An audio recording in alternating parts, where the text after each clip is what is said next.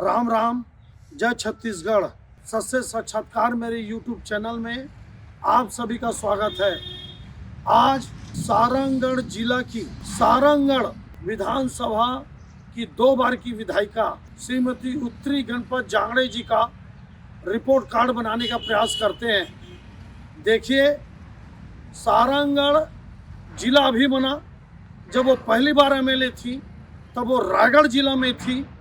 उसके बाद चुनाव जीतने के बाद कांग्रेस सरकार ने सारंगढ़ और बिलाईगढ़, जो बिलाईगढ़ बलौदाबाजार जिला में था, उसको सारंगढ़ में मिलाकर एक नया जिला भूपेश बघेल की सरकार ने बनाया और सारंगढ़ जिला बिलाईगढ़ में फिर से चुनाव जीती 2023 में, और उसके पहले 2018 में भी उत्तरी गणपत भाई जांगड़े ये चुनाव भारी मतों से दोनों चुनाव जीतती हैं। 2018 में तो 53,000 वोटों से, और अभी 2023 में लगभग मेरे ख्याल से 29,000 वोटों से चुनाव जीतती हैं।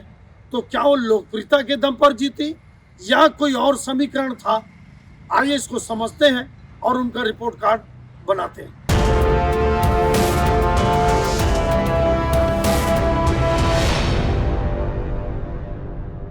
आपको एक बात बताऊं, मैं सारंगढ़ आदिवासियों का वो रियासत है जो सिर्फ छत्तीसगढ़ ही नहीं, सिर्फ मध्य प्रदेश ही नहीं, बल्कि देश में जाना माना रियासत है। जैसे बिलाईगढ़, जैसे सारंगढ़, ये सब गोंड राजा हैं और इनकी भलमत साहत, इनका विरासत और इनका जो शानदार व्यवहार, शानदार व्यक्तित्व इतना बेहतरीन है कि जनता आज भी राज परिवार की दीवानी है।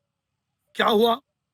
पिछले चुनाव में भारतीय जनता पार्टी ने जिस प्रकार कसडोल में प्रत्याशी देने से चूक कर गई, कमजोर प्रत्याशी उतारी, उसी तरह से सारंगढ़ में जो सतनामी बहुल है, ओबीसी बहुल है, सामान्य बहुल है, आदिवासी बहुल इलाका है, वहां पर गाड़ा समाज की महिला श्री कुमारी चौहान को टिकट देती है। समीकरण क्या है आपको बता रहा हूं मैं।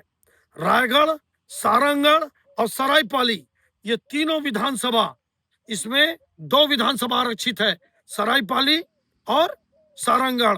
सरायपाली में गाड़ा को देना था टिकट, ऐसा लोगों की मान्यता थी, या उड़िया समाज के जो बारी और अन्य समाज के जो लोग आते हैं, जो यहाँ पे दलित में, क्योंकि सरायपाली पूरी तरह से बसा सरायपाली, क्योंकि पहले उड़ीसा का भाग था, यहाँ पर उड़िया की संस्कृति, उड़िया भाषी लोग मिलते हैं। कुल मिलाकर भारतीय जनता पार्टी ने सरायपाली, कसडोल और सारंगढ़ तीनों जगह प्रत्याशी एकदम गलत उतारी, समीकरण के खिलाफ उतारी।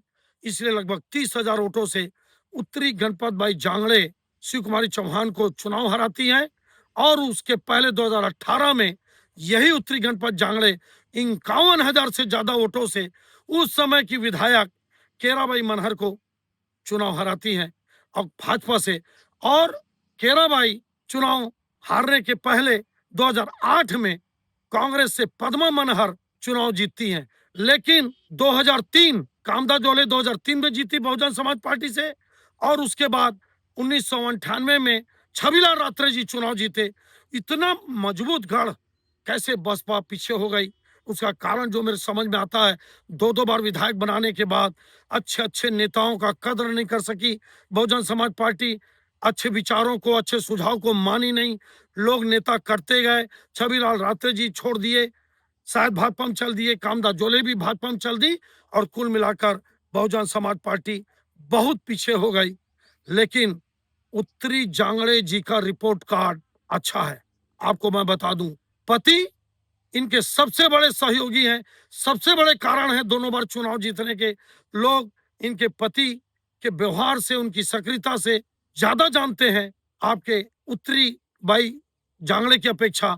लेकिन 2003, 2008, 2013 और 2018, 2023 पूरे चुनाव में छत्तीसगढ़ राज्य में महिला ही यहाँ की विधायक बनी। देखिए, ये भी एक इतिहास है। लेकिन आपको बताऊं, मैं बहुत सक्रिय है महिला, लगातार काम कर रही है, समाजों में पैसा दे रही है, समाज के लोगों को, पटेल मरार समाज हो या आदिवासी समाज हो, सभी समाजों को जोड़ के रखी है, उनके सामने जाती है, काम करती है, लोगों से मिलती है। बस और सत्तर भी है ना अभी भी जो है और व्यवहार विभाग में भी अच्छा देती सब जो मानता है जो मान रहे सब कुछ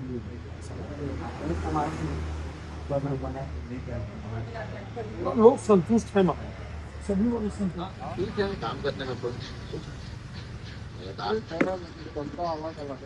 सरकार अलग सत्ता तो भाई कभी कांग्रेस का विधायक जीतता तो सत्ता भाजपा का आ जाती, भाजपा का विधायक जीतता तो कांग्रेस की सत्ता आ जाती।